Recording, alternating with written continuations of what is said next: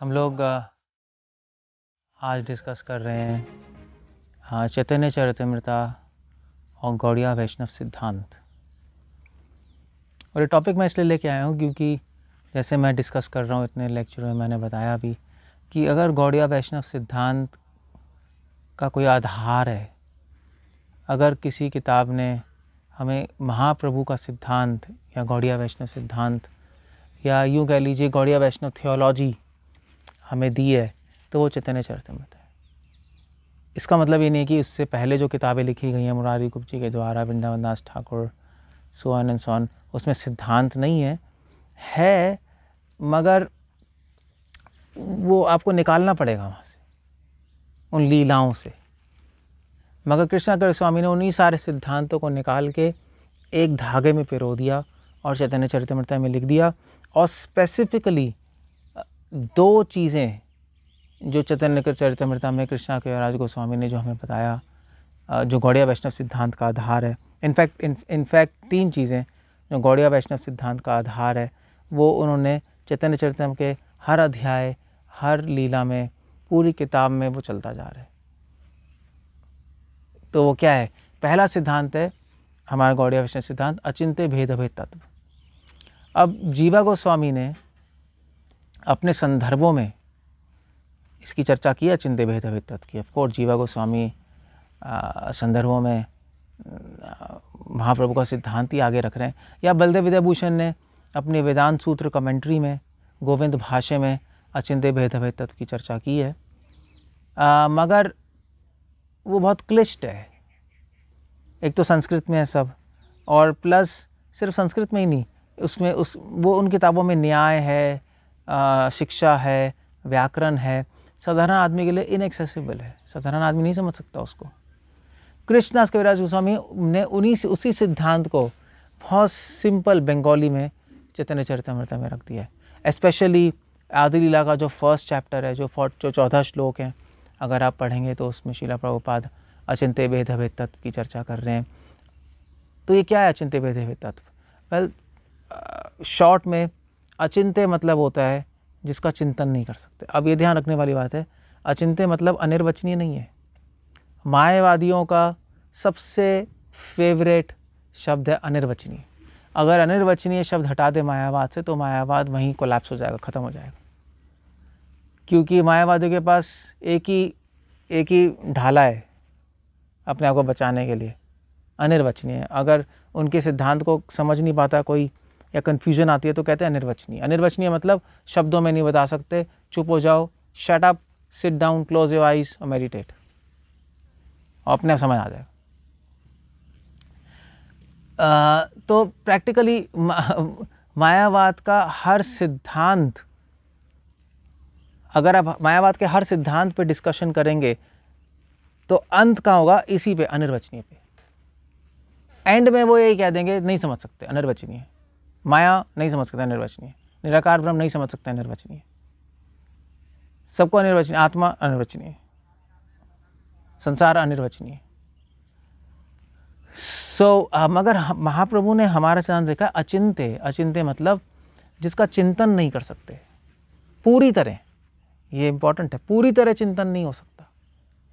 वचनों में रख सकते हैं, शब्दों में रख सकते हैं, मगर चिंतन नहीं कर सकते पूरी तरह। जैसे फॉर एग्जांपल प्रेम को आप वचनों में रख सकते हो। कितने सारे कवियों ने संसारिक प्रेम पे पोइट्री बनाई है, शब्द ही तो हैं। ये चैतन्य चरितमृता में महाप्रभु और श्रीमती राधा रानी कृष्ण का प्रेम शब्दों में ही तो लिखा है। इतनी बड़ी बड़ी किताबें, गोविंद लीला अमृत, कृष्ण करनामृत, क्या है उसमें?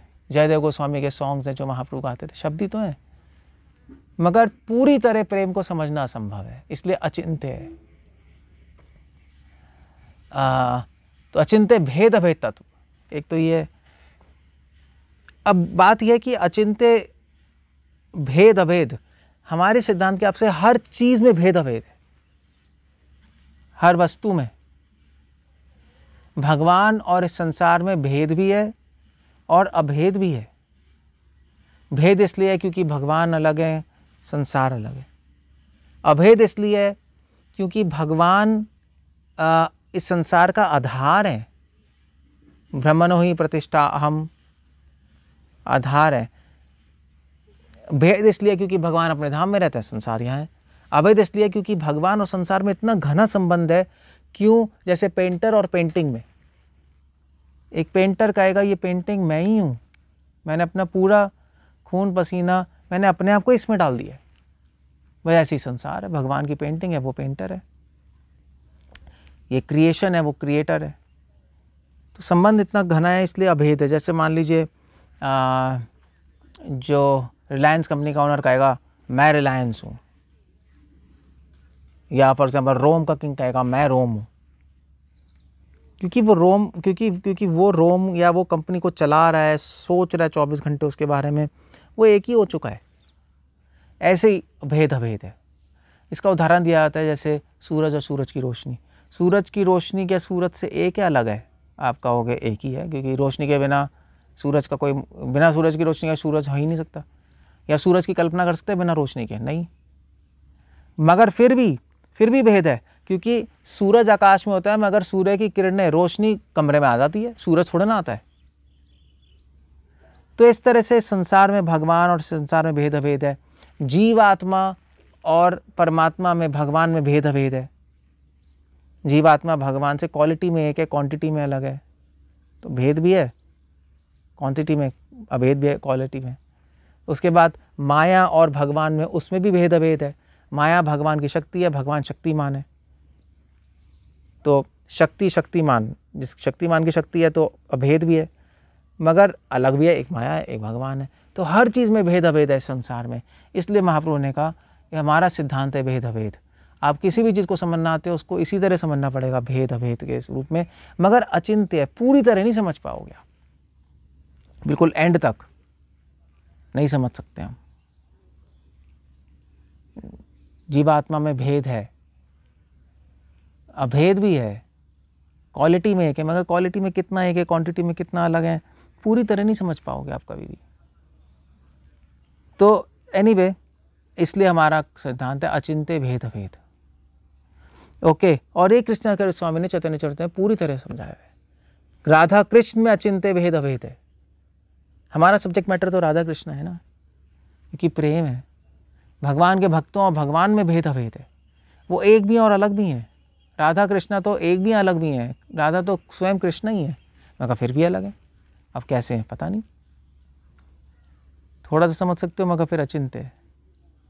और चैतन्य महाप्रभु फिर से एक हो गए राधा कृष्णा, अब वो कैसे हो गए पता नहीं। एक होते भी फिर भी अलग हैं, राधा कृष्णा अलग होते भी फिर भी एक है। अब ये सब अचिंत्य है। ये सारी चर्चा कृष्णाचार्य स्वामी ने चैतन्य चरितामृत में की है। और दूसरा सिद्धांत तो चैतन्य चरितामृत में, हमारे गौड़िया वैष्णव सिद्धांत, कोई किताब चैतन्य चरितामृत पुष्टि करती है या एस्टैब्लिश करती है, वो है रागनों का भक्ति। अब ऐसे हम रागनों का भक्ति की ज़्यादा बात करते नहीं, वैदिक भक्ति प्रभुपाद ने कहा इम्पॉर्टेंट है, मगर एक्चुअली चैतन्य चरितामृत रागनों का भक्ति की बात करती है। चैतन्य में लिखा है रागनों का भक्ति से ही ब्रजेंद्र नंदन की प्राप्ति होती है, गोलोक वृंदावन कृष्णा की। मगर वहाँ तक पहुँचना कैसे है, वो वैदिक भक्ति के द्वारा है।